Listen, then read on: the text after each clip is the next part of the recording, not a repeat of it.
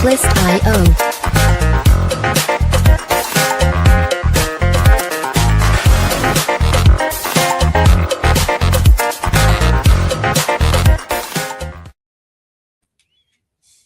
Hey folks, Mike Barron here with my pal Phil Nelson. The Huff can't make it today because, as many of you know, he's an anesthesiologist and has to work at a hospital, which I think is a poor excuse for avoiding a program on pop culture, but we must honor his commitments. Phil is the publisher of Axi-Cab, a horror comic that throws back to the comics of the entertaining comics of the 50s, the ones that are responsible for the comics code. But before we get into Axi-Cab, I have a few comments about comics. You know, horror comics are always popular and they always sell. But the funny thing is, comics are the worst medium for horror that there is. And the reason is they're just pictures on a page. No matter how compelling the story or how great the art, you're reading along and somebody calls from the kitchen, honey, dinner's ready. And you say, okay, I'll be there in a minute. And you close the comic and you go in and eat dinner. And then you come back and you pick up the story. If you like the story, it's because it's got intriguing characters that you care about, interesting situations, maybe a soupçon of humor and some sparkling conversation.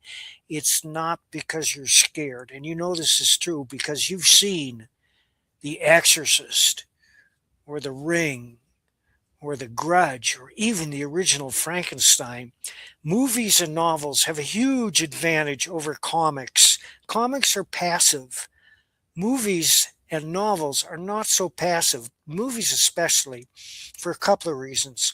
One is they control the pacing, they control the lighting, but most importantly, they control the sound. You don't appreciate how important sound is to a horror movie until you see a masterful movie like The Exorcist, where the first time you hear Regan's voice, the flesh crawls on the back of your neck. There's a movie called The Haunting, which was based on a Shirley Jackson novel, filmed in the 60s. It's black and white. It's black and white. There's not a monster in it. There's not a drop of blood, but it's absolutely terrifying because of the situation they create and the sound that accompanies it, the sound that accompanies the haunting. Now, with a comic, you have to compensate for your lack of control over the pacing, which is what movies do, or over the evocation of mood, which a novel can do. And if you've read a truly scary novel, a number of Stephen King's novels are truly scary, like The Shining, for example, you immerse yourself in that word because a good author can lead a reader anywhere he wants if he's a convincing enough storyteller. And there are a number of storytellers who are that convincing. Mary Shelley wrote Frankenstein when she was 19 years old. It's hard to wrap my head around that, you know. Probably the greatest classic monster movie of all time. But there are other skilled practitioners such as William H. Hallahan and many others that I could recommend. But we're not talking about novels now. We're talking about comics. Phil has a new title out. It's called Axi-Cab. And it's about a taxi driver. Well, Phil, why don't you tell them what it's about? I'll give them a little background. I'm a child of the 80s. And in fact, Mike, when I was a kid reading comic books or a teenager, your Flash Volume 2 was one of my favorites. Your Punisher run was amazing. So I am really excited to be here with you today. And because I just established my 80s street cred, I feel like some of the best horror films of the 80s, one, didn't take themselves too seriously. Two, they made you scared to do something you do every day. Friday the 13th and Jason made you scared to go to summer camp. Freddy Krueger made you scared to go to sleep and take a bath. Even when a stranger calls, a little older than the era I'm talking, made you scared to babysit. Chucky and Child's Play made you scared of your sister's dolls. But at the same time, they were a little over the top. They had a little camp to it. They didn't take themselves too seriously. And so you went to the movie, you had some scares, you had some creepiness, but you also had fun. So that leads me to Axi-Cab. So when I created Axi-Cab, I wanted to, it's a deranged cab driver who basically uses cognitive dissonance to justify everything he does. In some ways, he could be considered an anti-hero, but he is a deranged cab driver who kills people that get into his cab in very over-the-top, brutal, graphic, and sometimes unrealistic ways. And that's the concept of Axi-Cab. And I'm really excited. The book is published by Antarctic Press. Joe and Ben Dunn took a chance on an unknown kid, and they're releasing it. It comes out January 7th nationwide. Pre-orders for Axi-Cab #1 have doubled our projections. And I know you popped up the comic, but I'll show you one. They came back from the printer, and they're fantastic. You'll see this is kind of like an EC tribute. So what we did in issue 1 is a double feature. Story #1 is called Warden's Last Ride, about a corrupt warden who has a big problem when he gets into a cab. And story 2 is called In the Air Tonight. It's kind of funny. With that story, there was an urban legend about the Phil Collins song In the Air Tonight. There's a scene, a section that's like, you told me you were drowned in, I would not lend a hand. So there was an urban legend that basically, and it wasn't true, that it was about some teacher who let a kid drown. So we're like, hey, let's have a teacher that lets these kids drown, and that's who the Axi-Cab goes after. So we're just having fun with it. And then we also have a variant cover. Because I am an 80s kid, I had to do a RoboCop tribute. So this is like the RoboCop movie poster, but it's the Axi-Cab driver. And we've got some heads hanging on hooks. It really is over the top, lots of blood. And that comes out in January. And I'm really excited. Let's freak people out. And I want people to be scared to get into a cab, even if they know it's not realistic. They know that they're not going to flood the back of the cab with hallucinogenic water and make you get eaten by piranhas while you trip out. I just want them to have that little question in the back of their mind. Should I get in this cab? It's important to point out that Axi-Cab takes place in the 80s when we weren't inundated with Uber and Lyft. Yes. Uber and Lyft have changed everything. Try to find a taxi today. I don't know what the situation is in big cities like New York City, but I have been in a couple of big cities in the past year, and several times I've had to get from point A to B, and each time it was with an Uber. I never saw any taxi cabs. I didn't even see them pulling up at the airports. Like one of the airports was Boston. You'd think they'd have a taxi cab there, but no. They still have them in New York. I take them all the time. And every time I'm in the cab, I'm looking for death machines that may come out after me. Right. Well, now that they're introducing self-driving cars, and they're renting them out for people to get from point A to B, there's your murderous death machine right there. Because as we all know, when artificial intelligence takes over, and they say, well, we're going to do a discrete rundown on this person, his credit score, how he votes, what kind of stuff he eats. And if we don't like it, we're just going to run that driverless taxi into the East River. Mike, we're going to do a one-shot called Axi-Cab 2000. And that can be the autonomous vehicle, even though we're way past 2000. But even back in the 80s, we always looked at 2000 was the year we're going to be living in the future. And we're a few years later, 2025, we kind of are living in the future. But Axi-Cab 2000, we could have an autonomous vehicle that does horrible things because it's become, self-aware. Well, remember 2001, A Space Odyssey? I'm sorry, Dave. I'm afraid I can't do that. Yes. They've been You know, warning us. but the goal is fun. One of the things and you mentioned pacing and you mentioned music. I did have an idea that's something I thought about doing, but I haven't done it, but you've kind of inspired me to do it, is to create an Axi-Cab playlist on Spotify. I'm with you. And we have a QR code that when you start a story, you listen to the playlist, so we could put it, we're not doing it in number one because number one's already printed, but, and number two is already in production. But that's something I thought about because I did a trailer for my Axi-Cab Kickstarter and music was critical.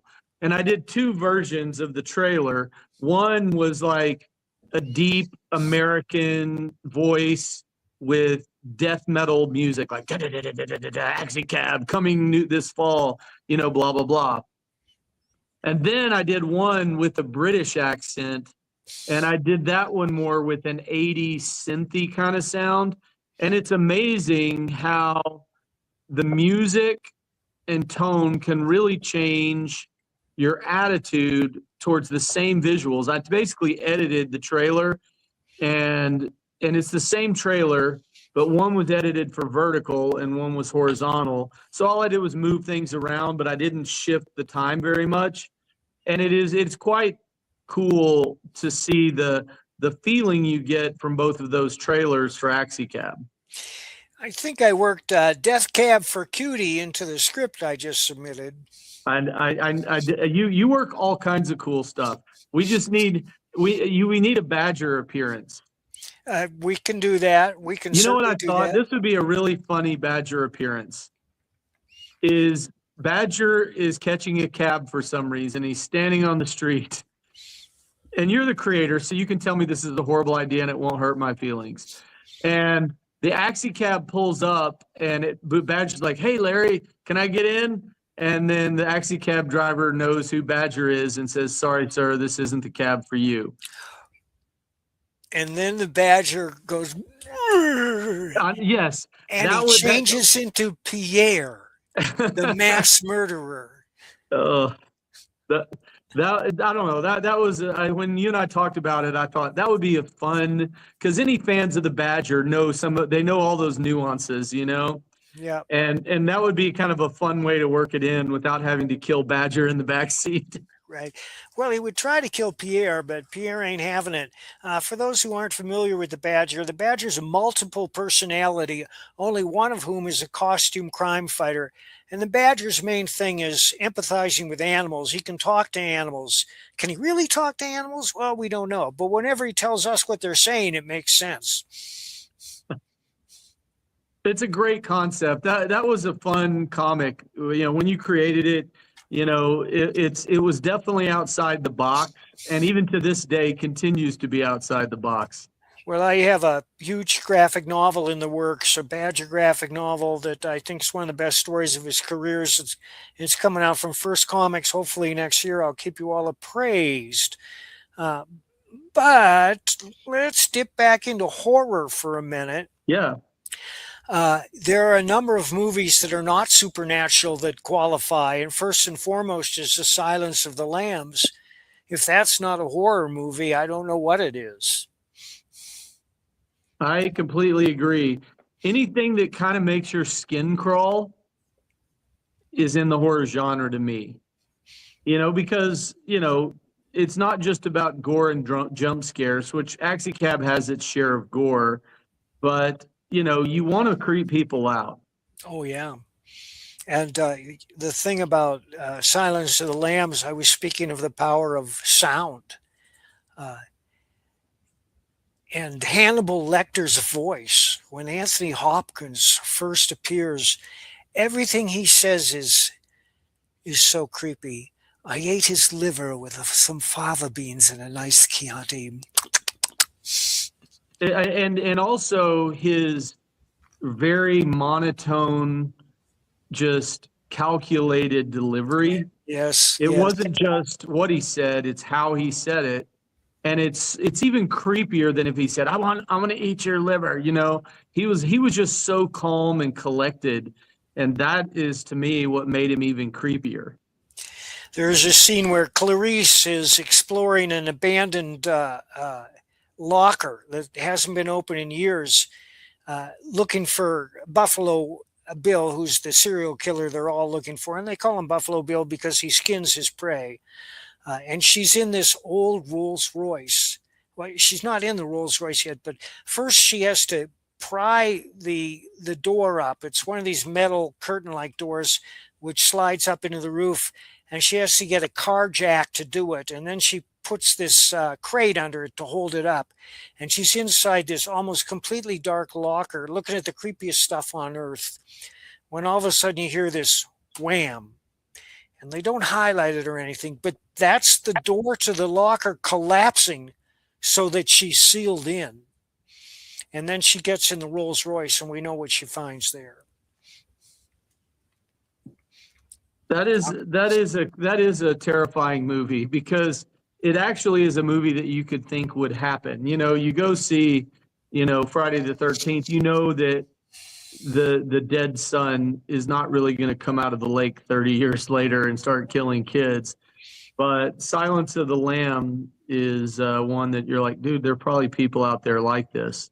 And what's interesting, I can't remember the guy's name, but the character Buffalo Bill in Silence of the Lamb was based on a true story. Did you know that? Ed Gein, I believe. Yes, he would kill people and make lampshades out of their skin, and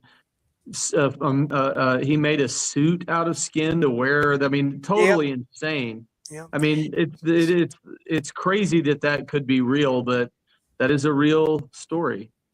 In fact, Netflix has a 1 hour show about it called Monster, and it stars Charlie Hunnam as Ed Gein. He's the last person on earth I would expect them to cast. If you watched Sons of Anarchy, Charlie was the young, dashing and anti-hero and head of the Sons of Anarchy, the motorcycle gang. He's a very good-looking guy. He also starred in The Lost City of Z. I haven't watched the Ed Gein show yet. I hope to get around to it one of these days. But they're doing a series. They're not documentaries. They're recreations with a script, so that they are a form of drama. I know they've done John Wayne Gacy, and there's also a series they have called Mind Hunters, which is based on the work of an FBI profiler. And these are fictionalized treatments, too, in which they meet, among other things, John Wayne Gacy, Charles Manson, Ed Kemper, and other terrifying killers in real life who were very well done. The guy that played Charlie Manson in Mindhunters is the same guy that plays Charlie Manson in Once Upon a Time in Hollywood. Oh, wow. Which is a great movie and Quentin Tarantino's best movie. I have it. There's some extras in it, and there's a scene in there that they cut from the movie, and I don't know why, but it's Manson leaving Polanski's estate frustrated because he didn't get to kill or rape anyone. And Cliff is up on the roof. Cliff is the Brad Pitt character, fixing the antenna, and Manson just stops in the street down below and just starts screaming epithets and vulgarities at the top of his lungs. And you see the real Charlie Manson there for real. It's the only time you see him in the movie, and they cut it. That would have been a good scene to leave, because it shows the monster that he was. Yes, it does. I'm trying to think of other movies that technically aren't horror, but achieve that frisson of fear. For me, the greatest reward of true supernatural horror is that frisson of fear when you feel the cold touch of something that's beyond our understanding, from another realm, something that's pure evil entering our world. It's not supposed to be there. And that's hard to do. I do think of one that's called Speak No Evil, and it stars Ewan McGregor, and it's about a family of sociopaths, and that's terrifying too. It's a fairly recent movie. There's no supernatural element to it, but the understanding that that people can do the most awful things as it gradually creeps up on you because they suck you in bit by bit.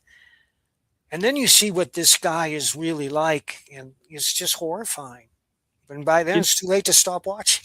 it's one of the reasons I think Walking Dead did so well is that in Walking Dead, the zombies weren't the monsters, it was the humans. I mean, the zombies were kind of like a background character for the series, but the true evil in The Walking Dead was the people. And I think that's really why The Walking Dead had so many seasons, so many comic books, because humans can do some horrible things, and the possibilities are endless when you're dealing with humans. And zombies, on the other hand, they in most shows they lumber around and try to bite you, and if you can move fast, then you can probably escape. But I think like the governor character in The Walking Dead, I mean, that guy was truly evil, and then also they did a good job of humanizing him too, so that you didn't just he wasn't pure evil. He was a guy with the backstory, and so that I've been a fan of that series from the comic book days all the way to the television series for that reason that really the horrific characters in that show were people. I should watch it one of these days. I've never watched it. If you want to learn the worst of humans, it's a good one to watch. All right, I know where to get it. I've written 4 horror novels, and one of them is Banshees, which got a starred review from Publishers Weekly. Mm. It's about a satanic rock band that returns from the dead. It's the largest novel, the biggest novel I've ever written, and it surprised me because I didn't expect to write a novel that large. It's 110,000 words. Wow. You got on a roll and just kept going, huh? Yeah, the story sucks you in, and that's the trick of writing a novel-sized novel. A novel has to be 60,000 words at least. And you can do that in a month if you have discipline. If you get up every day and write 3,000 words, which I've been learning to do. I've been stuck at home for a couple of months recovering from some surgery, and I have nothing better to do. So I've been writing. I've been writing up a storm. I've completed at least 3 novels during that time, and I'm working on 2 more. Wow. Yeah. Where's Pops? Pops, throw that graphic up there. So I know this is your show, but I'm just going to ask the question because I'm curious. As a writer, how do you get into the zone, or do you just get into the zone and start writing? Or do you sit down and say, I'm going to write, and do you have a process to get into that mental state where you can just get into the flow of the creative side? These days I just sit down and I know where to go. And if you know where to go, it's never a problem. And one of the reasons is I outline all my stories now. The last novel I completed prior to today, the last novel I completed was The Bronze Star, and it's based on the graphic novel that I put out with Pat Broderick. We're funding a new one too right now, Bronze Star 2, which is on Fund My Comic, and it's going to be on Kickstarter shortly. Bronze Star is a supernatural Western. And the reason it's called Bronze Star is because the sheriff cannot wear silver. And the reason he can't wear silver is because he's a werewolf. And that's not the worst thing in the book. It's not the biggest monster. That graphic novel sold out almost instantly to rapturous reviews. And the second one is even better. We're very excited about it. But when I wrote a novel based on Bronze Star, there was so much more to it. The graphic novel was only 54 pages, but the novel was over 70,000 words, I think. And the reason is that I saw opportunities to bring in new angles and to show background, to shine background on the protagonist. The protagonist, Harley Brogdon, was a Confederate soldier who hooked up with Quantrill's raiders. He did not intend to murder or rape anyone, but if you know anything about Civil War history, you know that Quantrill's raiders were nothing but the Hells Angels of their day, especially when they descended on Lawrence, Kansas in 1865 and murdered 125 civilians. Harley had nothing to do with that. But when we get into the novel, he's haunted by what he saw. The Wow, gang that's also cool. included Jesse James and uh, the Coulter brothers, uh, but Jesse James wasn't involved with that either. And as we all know, Jesse James went on to become a train robber and a bank robber. Not the most admirable character in the world, but he took pains not to kill civilians. He got a Robin Hood reputation because he only robbed banks. Well, good on him. He only robbed banks. That doesn't make him a good person. But in all fairness, he was not one of these murdering bandits who shot anybody they saw. Wow. It sounds like a great novel. I'm very pleased with it. It will be released in January by Dusty Saddles Press as a Western, and it is a Western. It's a good Western. It has all the Western tropes. It's got gunplay. Uh, it's got criminals riding through town, uh, but there's also this supernatural element, uh, The which is Werewolf Sheriff. yes, and the werewolf sheriff is a good guy. He came from Croatia, but he didn't become a werewolf until he rode up to inspect the old silver mine. The silver mine, which was deserted for years because there was a rumor it was haunted, and it is haunted. And at the climax of the book, we find out what was haunting it. Uh, and it's beyond the scope of anybody's imagination what it was. They managed to defeat it. How they do is going to have to remain a secret. You're going to have to read the novel to find that out. And I'm already deep into Bronze Star 2, which again is based on the graphic novel I did with Pat Broderick. This one is built around the Wendigo, which is a supernatural figure common to all Northwest American Indian tribes. Uh, the Cree, the Blackfoot, the Algonquin, they all believed in the Wendigo, which is an 8-foot tall monster with the hindquarters of a moose, a skull for a head, and massive antlers. The Wendigo is a cannibal. It feasts on people. And on the rare occasion that it takes a bite out of you and you don't die, then you become a cannibal too. Kind of like the werewolf or the vampire. And this is a true legend. I looked it up, and it's been a legend among Amerindians for centuries, since long before the arrival of the white man, which leads me to believe that certain ghosts and demons are common universally to everybody because we're only human and because the imagination dredges these things up from God knows where. Maybe they all come from the same source. In the same way that the Egyptian pyramids contain hieroglyphics, and there's one, and you can look it up, that looks like a spaceman wearing a helmet, and that there are Mayan temples in Mexico that contain the same image. And these were done centuries apart between civilizations that had no knowledge of each other. It's just one of those mysteries that haunt man. And they didn't have the internet. Which has unleashed a whole new dimension of terror, Yeah. especially when we watch the growth of artificial intelligence. And that's nothing new. Science fiction has been warning us about this for over a century. There's a movie called Colossus the Forbin Project, which was released in 1970 in Canada.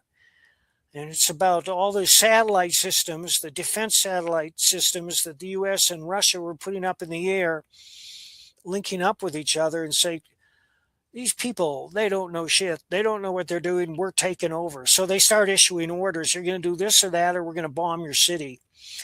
Uh, It's been reprised in War Games, which is another great movie about I love artificial that movie. intelligence. Yeah. 2001: A Space Odyssey. I'm sorry, Dave. And Demon Seed, which brings it down to a personal level, based on a Dean Koontz novel. One of the most terrifying movies you'll ever see. It's both science fiction and horror, and will scare the shit out of you. Have you ever, are you a fan of Nivens and Pornell at all? Did you read any of the Nivens and Pornell books? Well, I read The Moat in God's Eye. It's funny. I was friends with Jerry Pornell, and he used to be a tech writer for Byte magazine, and he had a column on the back page called Chaos Manor, and he was like a visionary tech guy too. And it was funny. I got invited to have lunch with him and his son Alex and his wife in LA, and I hadn't read a Jerry Pornell book, so I'm like, dude, I've got to go read a book before I show up to have lunch with him. So I go to the half price bookstore in San Antonio and I bought a book called Lucifer's Hammer. I've heard of that. Oh my gosh, dude, it blew my mind. It's about a comet that hits Earth and causes just all this chaos and cannibalism and people, trying to, after the comet hits and things go dark, people that were very important before don't matter anymore because they don't have skills. But it was written in the 70s. And, it's, kind of the same thing where, well, I know where I was going with this story. So I read this book, Lucifer's Hammer. I go to LA. I'm having lunch with Alex and Jerry Pornell and their family. And we're talking about, how science fiction writers do kind of predict the future. That's their job. And so he said they wrote this book called Footfall about this race of aliens that look like elephants, but they have like 4 trunks and they can hold a gun with their trunk. And they're bombing Earth with like rocks from space. And in the book, Jerry wrote this section where NORAD and the military are just like, we have no plan for this. We don't know what to do. So they bring all the top science fiction writers to NORAD and put them in this underground bunker and say, guys, we're out of our element. What should we do? How do we beat this alien race in this battle? And it was funny because Jerry said that after they wrote that in the book, he gets a call from the Pentagon and they're like, this was a very good idea. We'd like you to put together a team of sci-fi writers and come to DC, and we just want you to brainstorm about things that could happen that we wouldn't think of as, military leaders or defense leaders.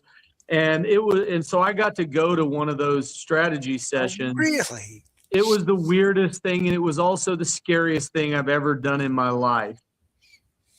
Because they're basically just saying, hey, here's some things that could happen that would be really bad that we should plan for. And I was like, dude, thanks for the pep talk. But, it's kind of cool. It's like, like we were talking about AI, every week that goes by and every story that I read, I start thinking James Cameron's Terminator was actually prophecy. Many of them are. It's really bizarre. Let's just hope that Axi-Cab stays fiction.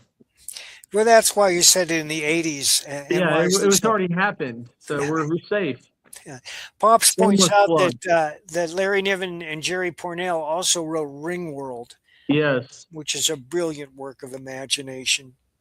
They were a good team. In the book Footfall, it was funny. I'm trying to remember if it was Jerry Pornell or Larry Niven that I asked this question to, but one of the cities they blew up was in Kansas. They bombed Kansas for some reason. And so I was visiting with one of them, and I said, "Hey, why'd you pick?" It wasn't like Topeka, Kansas, but it may have been.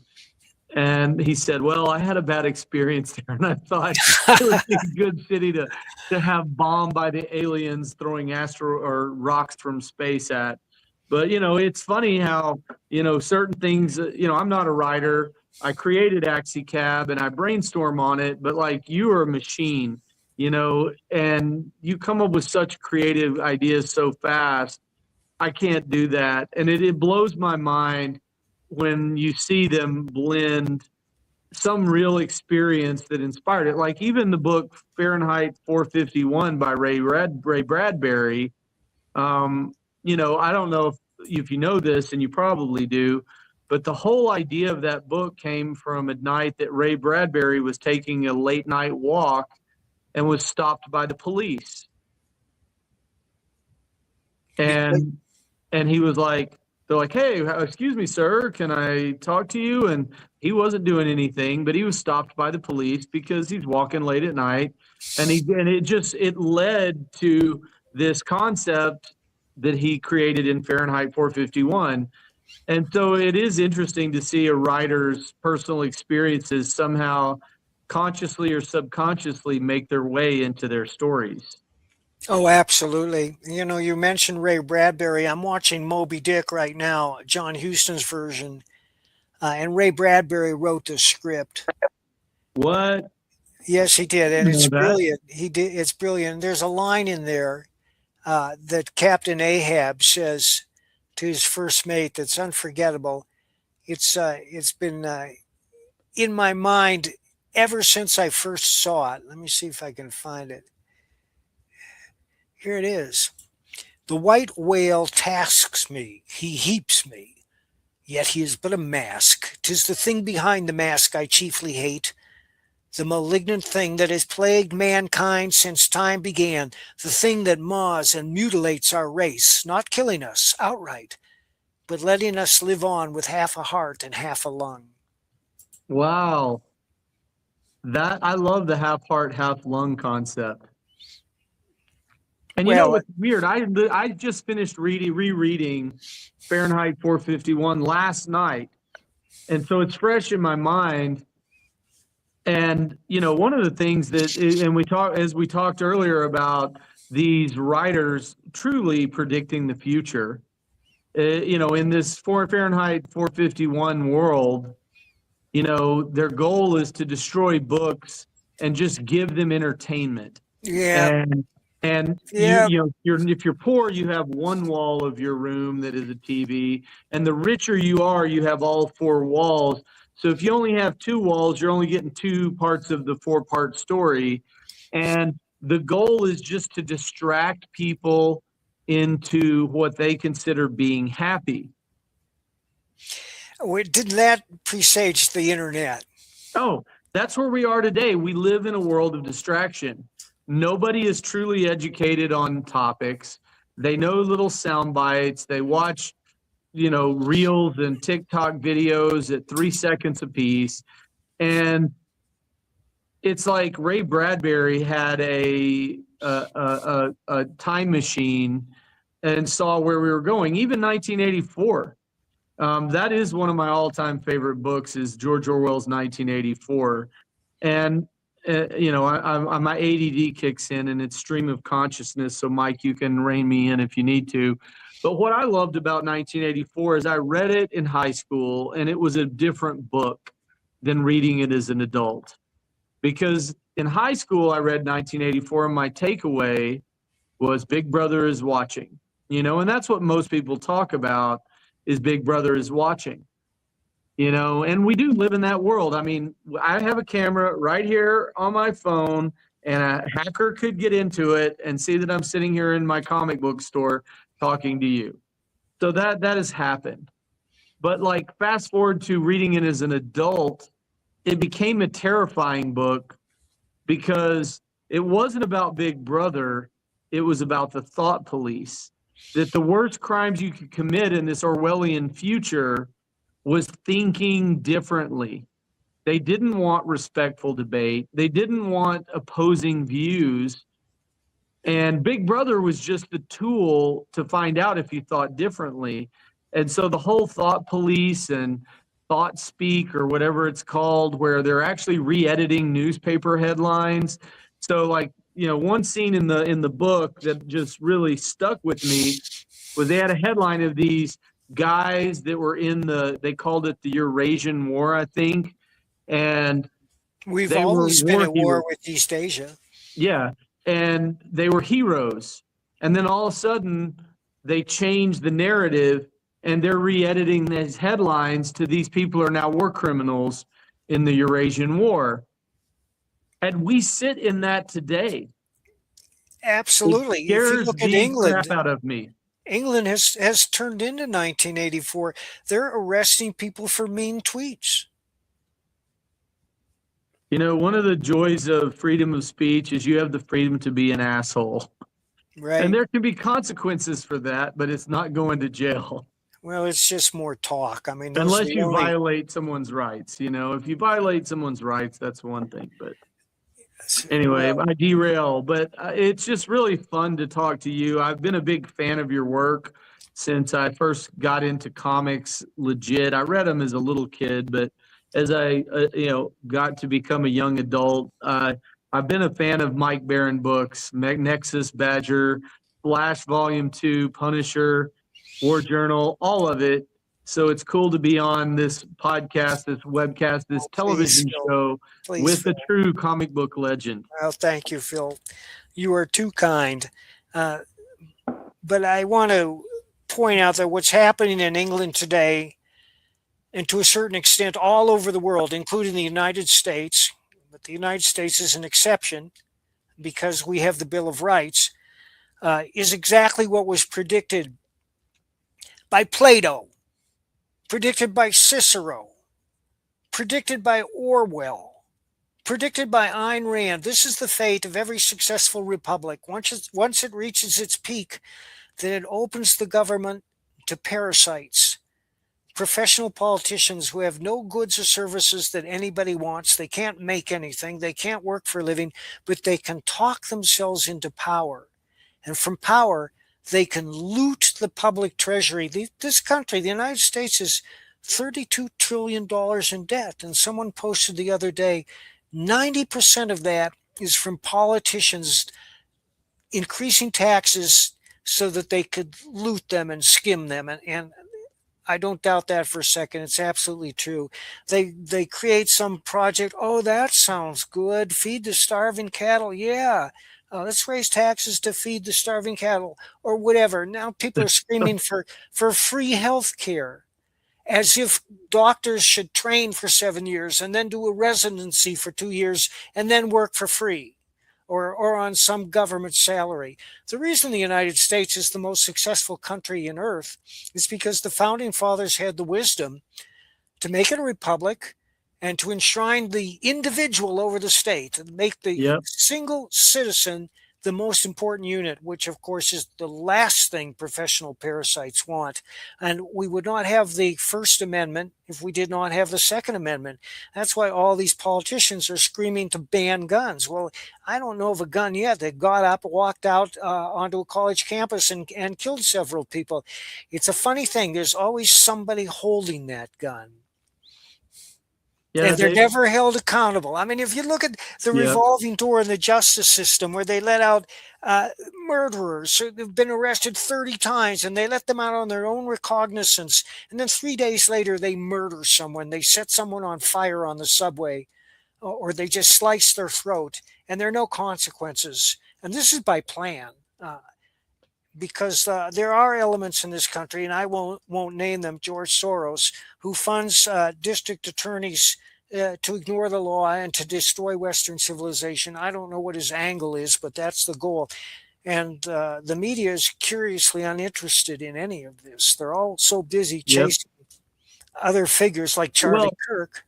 It also goes back to that concept in Fahrenheit 451, where they believe that distraction creates happiness. Yes. You know? Mm-hmm. And so nobody wants real information. They don't want to know the facts. They just want to be entertained. I mean, it's funny. I live in San Antonio, Texas, and we have a crazy political environment. Like today, we have a city today, this literally hit the news today. There was a city council, the new city council person for District 9, I think, or District 10, it doesn't matter. They were doing an audit in the office of assets and furniture tags, and under the desk was a threatening note that said, "Die fascist," from the previous staff of the previous city council person. And fortunately, they did arrest this person for making terroristic threats to a government official. But it's like, we live in this crazy bizarro land where nobody can respectfully disagree anymore. The opposing views are demonized, and we can't be friends with somebody we disagree with. And I think that was, if we talk back to the books we've been discussing and the stories, I think that was the fear of some of these legendary writers, is that we get to this intolerant level where we can't disagree anymore. Well, you're absolutely right. I try to hang on to my liberal friends, and I've succeeded with a number, but many more people that were very close friends of mine have simply cut me off without explanation, and I know it's because I'm conservative. Well, Mike, I won't cut you off ever, and I'm pretty conservative myself. So, Thank you, but Phil. you know, I like to surround myself with opposing views. Me too. The caveat is, let's respect each other as a human, as a friend, as whatever. We have a different viewpoints. We come from different backgrounds. We've had a different life. We've gotten to where our beliefs are. We've gotten to our beliefs by our experiences, our lives, and the people that have been around us. So I can still like you, and I can know you have a good heart, even if we disagree on very important things.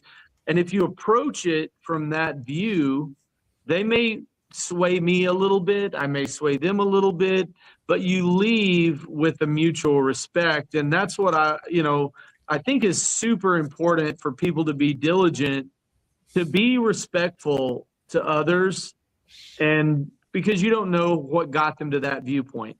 Now, I can have a heated debate and still go out and say, "Hey, what's for dinner? Let's go hang out." That's As long true. as they can That's do true. the same thing. And I have a number of friends like that in comics, and we've been able to disagree respectfully for years, and we still respect one another. But anyhow, the bottom line of this program is get Axi-Cab. Yes. You'll love it. If you love the EC comics of the 50s, this is the modern incarnation, and it's wildly entertaining.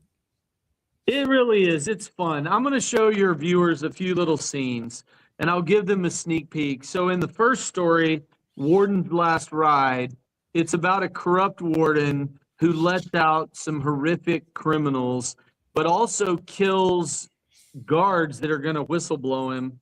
And so he makes the mistake of getting into the Axi-Cab, and you see he's clamped into a death machine. And then the Axi-Cab driver knows exactly who he is. He talks about, "I know what you did. You let out the Scolari brothers. They're the most vile humans. You killed a guard." And then what's really fun in the book is he goes to kill all the Scolari brothers. And this is kind of, there's 3 kills in the book, 4 kills in the book. This is one. This Scolari brother gets hit by these saws. And I love this. You see right here, he's cut. His eyes are looking forward. All of a sudden, he's like, "Huh?" He looks up as the top of his head falls off, and then he just crumbles into pieces. It really is completely over the top. Sneak peek of a flamethrower kill. Sneak peek of a electric chair. It really is. We're having fun with Axi-Cab. And I will tell you, and I said this at the beginning, Mike, it's published by Antarctic Press. It's distributed. I know it's distributed through Luna and one other distributor, and I can't remember the other distributor's name. But they gave me a projection of what we would sell for the December 7th or the January 7th launch. And we more than doubled it with issue number 1. And what makes that important is the guy that I worked with on this, his name's C. Raymond. He goes by C. Raygun. He's a fantastic artist, very creative guy. He did a fantastic job on this, but it was just the concept that really sold it. And so now, Mike, I got to make an announcement here on your show. Mike and I have come to a deal where Mike Barron, the legend, one of my favorite writers of all comics history, you are writing issues 2 through 6. Is that true, or is it just a rumor? It's true. I know it's true because he's already delivered issue 2. And I will give your audience a sneak peek to issue 2. And you can stop me if I'm giving away too much. But one of our goals with Axi-Cab is the victims are all horrific people. And we want, the Axi-Cab driver is deranged. He is a serial killer. He's a horrible, horrible guy. But he is killing people that he thinks deserve to be killed. And so, like, in issue 1, it was a corrupt warden and a teacher that let students drown. In issue 2, we're tackling another horrific human, and that is the animal abuser. I'm not going to tell them all of your stories, Mike, but the first kill in Axi-Cab number 2 is a guy who runs a dog fighting ring, and he gets what he deserves in a very creative and graphic, over-the-top way. And so it's just going to be it's going to be really interesting to see where we go with these victims, which are the victims all victimize something else or someone else. And it's going to be an interesting book. And I will also, this may be controversial, but I'm going to say it here on your show, Mike. So when I created Axi-Cab, I love horror. I have 4 kids. I used to do a show called Parental Guidance where I reviewed movies for families as part of a series called Stupid for Movies with 2 LA film critics. And my view is that every parent has different hot buttons of what they want their kids to consume and not consume. And so, some parents don't like guns. Others don't like romance or nudity or kissing or whatever. Other parents don't like, bad language. And so with Axi-Cab, I'm creating a new genre that I'm calling family gore. It sounds almost sick, and I've told some people about it, like, Philip, you're a warped human. But we're not going to have nudity and sex in the book. We may have hot girls, but they're going to be fully dressed. Yes, we're not going to have bad language. We actually censor the bad language with the little asterisk, @ sign, plus sign, whatever. But we are going to have insane graphic violence. And so, calling it family gore, I mean, for me, I love the old gory horror films of the 80s. And I wanted to watch them with my kids, but it was an F-bomb every 30 seconds. And every show has a girl who gets her shirt ripped off and there's boobs everywhere. And I just was like, I'm not going to watch that with my kids. But if it was just gory, I would have watched it with my kids. So maybe I'm warped. Maybe this is a new genre that could really take off, and just let parents choose what their kids consume. But it's family gore, Axi-Cab, the most over-the-top, interesting 80s-based horror and taxi-based comic you've ever written or read. And on that joyful note, yeah, it's a pep talk. That's all we got. Thanks for joining us, Phil. Mike, thanks for having me. I'm excited to see, and everybody, script number 2, issue 2 is written. Mike has delivered it. Now on to issues 3 through 6. That's it. In a world where sequels and prequels and derivatives slop rule the TV and movie landscape, one magazine dares to make fun of them all.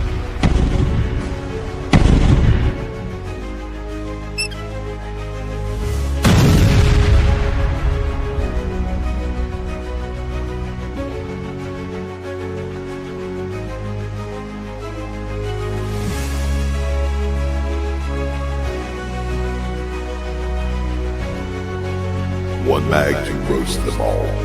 One mag to troll them. One mag to break their balls. and the ratings rolled in.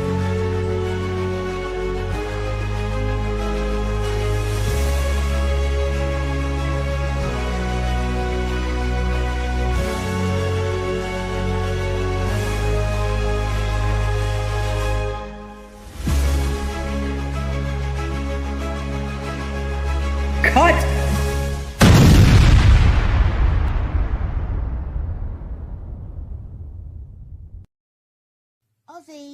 Ozzy, what are you doing? Come and have a look at this lovely book that was sent over.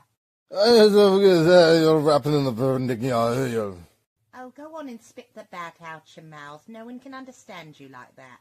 Very now, see how 5 dentists and all. Oh, well, that's not much better. Ozzy, why don't you sing to me? I can always understand you when you sing to me. Oh, fucking my brains. What is this my publisher sent me? Inked in black with art so sweet. So what do you think? Do you like it? Oh, Lord, yeah.